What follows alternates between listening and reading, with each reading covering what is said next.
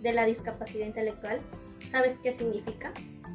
Hola, el día de hoy un grupo de especialistas expondrá uno de los temas muy importantes pero pocos entendidos para la sociedad, el cual es la discapacidad intelectual.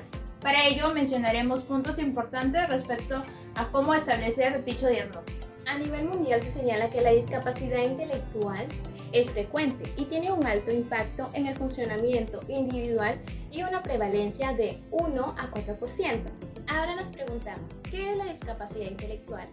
La discapacidad intelectual alude a una condición limitada tanto del funcionamiento intelectual como adaptativo. Asimismo, las personas que se encuentran afectadas tienen un nivel de intelectual bajo que limita a afrontar muchas capacidades o actividades de su vida diaria. Asimismo, estas se encuentran relacionadas con las habilidades adaptativas. Las habilidades adaptativas se encuentran con diversas áreas.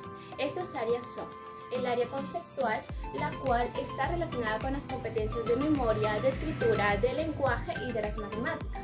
También tenemos lo que es el área práctica, la cual se encuentra relacionada con lo que es el cuidado personal y la organización de sus tareas del paciente. Asimismo, nosotros encontramos lo que es el área social, que esta depende de las habilidades interpersonales y de la comunicación y juicio social.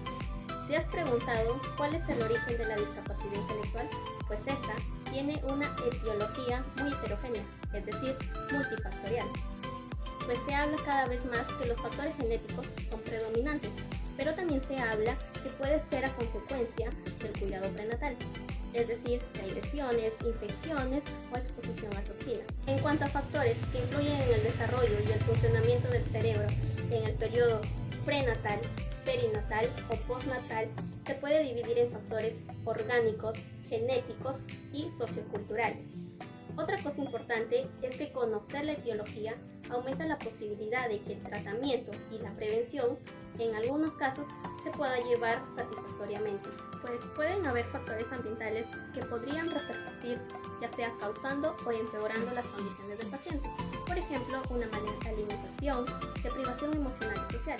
Es por ello que es importante que el niño cuente con un desarrollo social adecuado para así de esta manera llevar un proceso cognitivo correctamente. ¿Cómo y cuándo se debe diagnosticar a una persona con discapacidad intelectual? Bien, primero que todo, para poder realizar un diagnóstico de discapacidad intelectual, esto tiene que ser por un profesional el cual evalúe las áreas de forma exhaustiva de inteligencia y comportamiento adaptativo. Mayormente los casos en que las personas sufren con discapacidad intelectual se les deriva a llevar un tratamiento para su comportamiento, más no para su bajo rendimiento de deficiencia intelectual. La persona debe cumplir con 3 criterios para ser diagnosticada con discapacidad intelectual. Esto quiere decir, el punto número 1 es el déficit de funciones intelectuales, en el cual entra el desarrollo de problemas, la planificación, el aprendizaje, el razonamiento. Como punto número 2 tenemos el déficit de comportamiento adaptativo, el cual produce la incapacidad de cumplir los estándares de desarrollo. Esto quiere decir que la persona no se pueda desarrollar sin ayuda de alguien más. Por ejemplo, no podría comunicarse con alguien más ni poder desenvolverse en su escuela, trabajo o comunidad. Estos 2 puntos antes mencionados se deben ir dando en la etapa del desarrollo. Ya puede ser en los primeros años escolares por su bajo rendimiento escolar, o un poco más tarde e incluso en la adolescencia. Bien, para poder tener un buen diagnóstico hay un cierto tipo de preguntas que se deben hacer. Como por ejemplo, se debe investigar sobre los antecedentes médicos de los padres, trastornos genéticos, trastornos metabólicos, el ambiente en el que se desarrolla el niño, su educación, los recursos, su desarrollo de lenguaje y de habilidades también, habilidades motoras. Y estas son algunas preguntas de las que se tienen que hacer de forma obligatoria para poder tener un buen diagnóstico. Luego de mencionar aquellos criterios indispensables para un adecuado diagnóstico, nos centraremos en la clasificación de la discapacidad intelectual, teniendo como primer nivel a la discapacidad intelectual leve, la cual sitúa a las personas en un coeficiente intelectual de 50 y 70, destacando un retraso cognitivo y una leve afectación en su campo sensoriomotor. Asimismo, dichas personas pueden desenvolverse en un ámbito educativo y profesional. Sin embargo, su aprendizaje conlleva de mucho más tiempo, además de requerir algún tipo de apoyo.